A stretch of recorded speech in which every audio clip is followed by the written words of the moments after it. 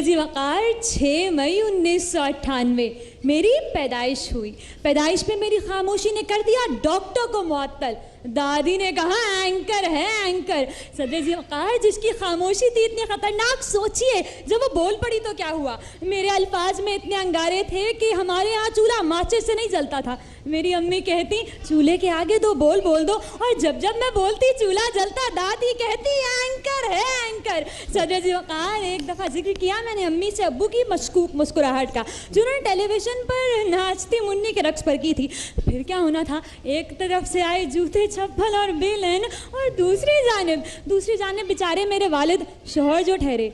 लेकिन तीसरी जानिब से आई एक आवाज़, जी हाँ दादी की आवाज़, एंकर है एंकर। सदर जी वक़ार फिर मैं गई कॉलेज में मेरी सहेली टीना, नहीं था उसे मजीद जीना, एक कर दिया उसने अपना खून पसीना। लेकिन कैसे कह देती उसे छोड़ दिया है उसने।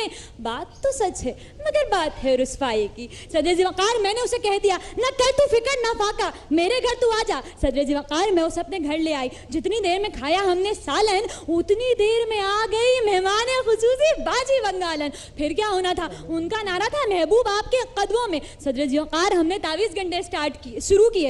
हमने तावीज़ गंडे जब शुरू किए लेकिन महबूब की आवाज़ ना आई, अलबत्ता दादी की आवाज़ ज़रूर आई।